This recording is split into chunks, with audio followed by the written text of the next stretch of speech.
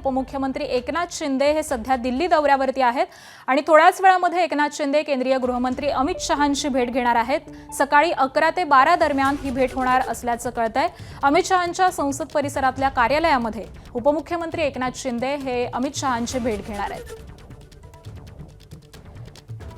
त्यामुळे या भेटीदरम्यान कोणत्या मुद्द्यांवरती प्रामुख्याने चर्चा केली जाते हे पाहणं महत्त्वाचं ठरणार आहे। कालपासूनच उपमुख्यमंत्री एकनाथ शिंदे हे दिल्ली दौऱ्यावरती आहेत। काल त्यांनी सगळ्या खासदारांची बैठक देखील घेतलेली होती आणि त्यानंतर आज सकाळी साधारण 11 ते 12च्या दरम्यान ते गृहमंत्री अमित शहा यांची देखील भेट घेणार आहेत।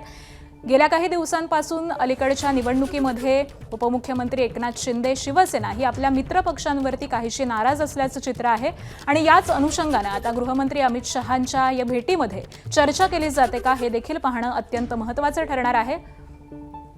सकाळी 11 ते 12च्या दरम्यान अमित शहांच्या संसद परिसराच्या कार्यालयामध्ये ही भेट घेतली जाणार आहे आणि याच संदर्भातले अपडेट जाणून घेऊयात। आमचे प्रतिनिधी सोमेश कोलगे सध्या आपल्यासोबत आहेत। सोमेश, खरं तर उपमुख्यमंत्री एकनाथ शिंदेंच्या या दौऱ्याकडे लक्ष आहे ते म्हणजे गेल्या काही दिवसांपासून मित्र पक्षांवरती ते मागच्या निवडणुकीमध्ये नाराज असल्याची चर्चा आहे आणि त्या अनुषंगानं अमित शहांसोबतची ही भेट किती महत्त्वपूर्ण ठरणार आहे?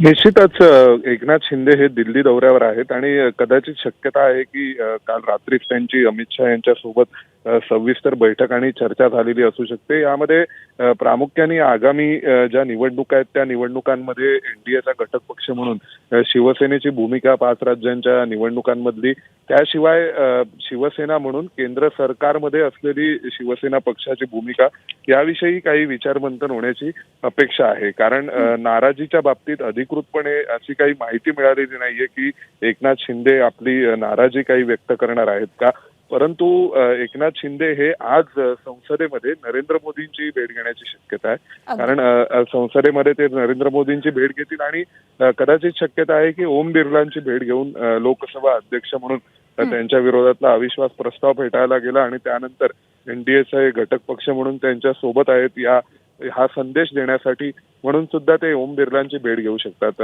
एक काल रात्री एकनाथ शिंदेची बैठक झालेली आहे, त्या बैठकीमध्ये शक्यता आहे की त्यांची अमित शहा यांच्या सोबतची भेट ही रात्रीच झालेली असू शकते। अजून तरी नाराजीच्या बाबतीमध्ये ते काही आपली तक्रार मांडणार आहेत अशा विषयीची माहिती मिळालेली नाही किंवा तसं कोणत्याही स्वरूपाची बातम्या या एकनाथ शिंदेच्या गोटातून फेटाळण्यात आल्या। ठीक आहे, या सगळ्या संदर्भातले अपडेट जाणून घेऊ। तुर्तास धन्यवाद सोमेश या सविस्तर माहितीसाठी। आणि याच सगळ्या संदर्भामध्ये शिवसेनेचे मंत्री शंभूराज देसाई यांनी नेमकी काय प्रतिक्रिया दिलेली आहे ती देखील आपण जाणून घेऊयात। पक्षाला, शिवसेनेला जो काही महायुतीमध्ये निवडणुका लढताना किंवा जिथं महायुती झाली नाही, महायुती करण्याचा प्रयत्न करून सुद्धा काही मोठ्या पक्षांकडनं आम्हाला प्रतिसाद मिळाला नाही, या बाबतीतली पक्षाची भूमिका राज्यातल्या बैठकीमध्ये आम्ही मुख्य नेते म्हणून माननीय शिंदे साहेबांसमोर मांडलेली आहे।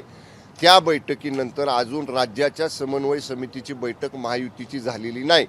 माननीय उदय सामंत साहेब, मी स्वतः, मुश्रीफ साहेब, तटकरे साहेब, बावनकुळे साहेब आणि रवींद्र चव्हाण साहेब या 6 सदस्यांची राज्याची समन्वय समिती आहे। अधिवेशन चालू आहे। कदाचित जर बावनकुळे साहेबांनी किंवा आणखीन नेत्यांनी सांगितलं तर या अधिवेशन काळात सुद्धा समन्वय समितीची बैठक होईल।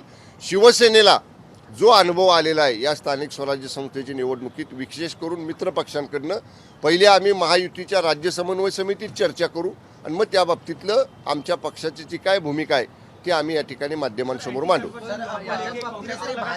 मराठी संपू दे आधी। कुठेतरी भाजप सत्तेपासून शिवसेनेला लांब ठेवतोय असा देखील एक संभ्रम शिवसेनेमध्ये आहे। कारण पलटणमध्ये एक चित्र वेगळं पाहायला मिळालं, रायगडमध्ये संख्याबळ असताना देखील तडजोडी कराव्या लागल्या। याच गोष्टीची चर्चा आम्ही आमच्या पक्षांतर्गत केलेली आहे शिवसेनेमध्ये।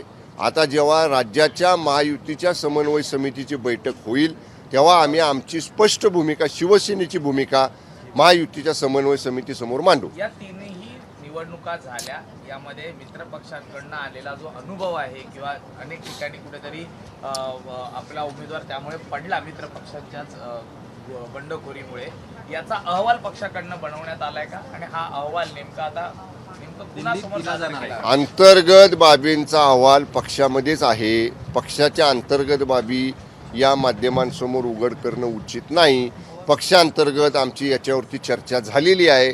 योग्य वेळी या संदर्भात जी काय भूमिका घ्यायची आहे ती भूमिका पक्षाच्या वतीनं आधी पक्षांतर्गत चर्चा होईल. मुख्य नेते मान्य शिंदे साहेबांसमोर ते मांडलं जाईल. त्यानंतर आम्ही माध्यमांसमोर बोलू. ओके. एबीपी माझा, उघडा डोळे बघा नीट.